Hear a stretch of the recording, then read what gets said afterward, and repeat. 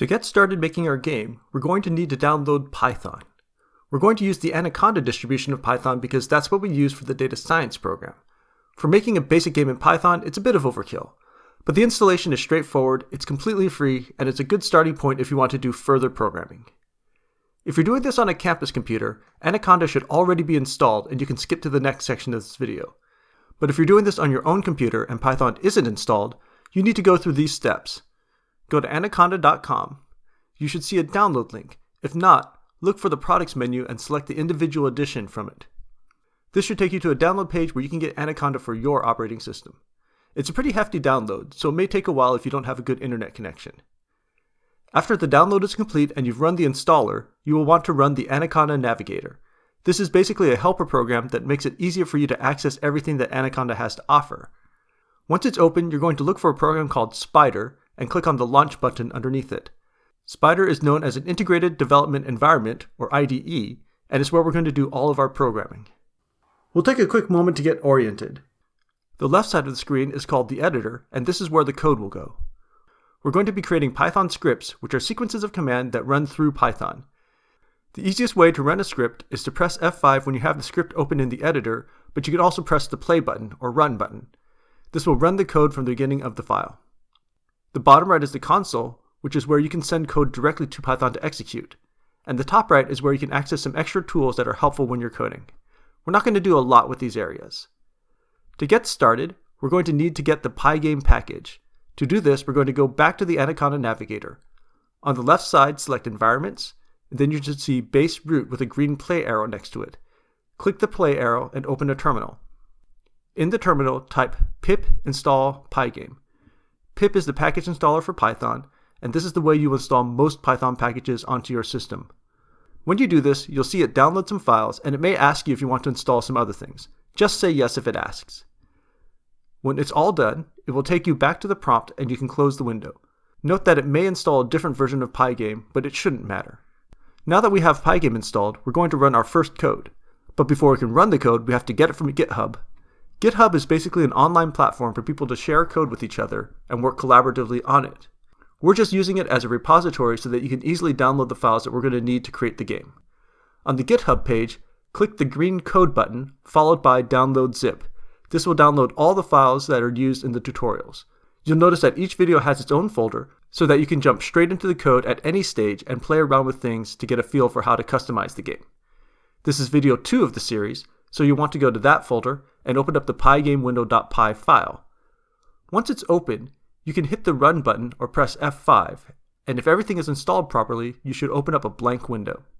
If you made it this far, congratulations! It may not look like much, but this is your first step towards game programming. Let's take a quick look at the code. The code can be broken down into a couple sections. The top part is the initialization section.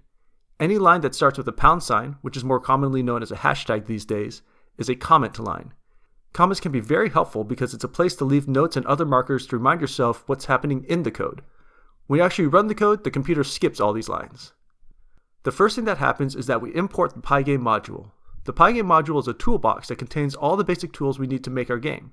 If we didn't do this, we would have to build our game completely from scratch. After that, we have a section that actually sets up our game tools. This command starts with Pygame, and that tells you that we're looking for the command that exists inside the Pygame module. The command is called init, which is short for initialization. If the import command gets the toolbox, then the init command is like opening it up and laying out the tools so we have better access to everything. Notice that there's an open parenthesis and a close parenthesis. Every open parenthesis must always have a closing pair. In Spyder, placing your cursor to the right of an open or closed parenthesis will cause it to highlight the pair in green. And if no pair can be found, it will show in red. This is a quick way to find errors in your code. The next command creates a window. Notice that the command is actually from a submodule inside of the Pygame module. This may seem strange at first, but as programs get more complex, it's useful to have all your tools organized so that you know exactly which command you're running. Continuing with the tool analogy, it's important to know whether the bit you have is a drill bit or a router bit, and it's not helpful to have one big box that's simply labeled bits. Notice that for this command, we have to give it information. Specifically, we're telling it the dimensions of the window that we want it to make for us. The first value is the horizontal size, and the second value is the vertical size. Also notice that this is in a set of double parentheses. What's actually happening here is that the outer parentheses go with the set mode command, and the inner parentheses are giving Python the dimensions of an ordered pair, which is technically called a tuple in Python. In this case, we're making a 1280 by 960 window, but you can change this to whatever values you want in order to get windows of whatever size you want. The next chunk of code is the main program. It's mostly a while loop. We're not going to go step by step through this, but what this is telling the computer is to keep checking to see if the user has tried to close the window. When that happens, we exit out of the loop. The key fact to keep in mind is that the indentation here matters. Chunks of code are marked off by this indentation. For example, the while loop will repeat all the parts that are at the first level of indentation. Usually the first several weeks of a course in programming will go into details of control flow, which is a general term for this piece of programming structure. If you don't have any programming experience, it's okay to just sort of nod along and pretend. We'll give you several ways that you can customize your game without having to worry about this. And as you get more programming experience, you might choose to come back to this and try some more advanced modifications. The last command here is just a cleanup line for Pygame. This is the command that actually closes the window. This may seem like a lot of information, but the good news is that this part of the code has already been built for you. We're going to build the code in stages by adding a couple pieces at a time.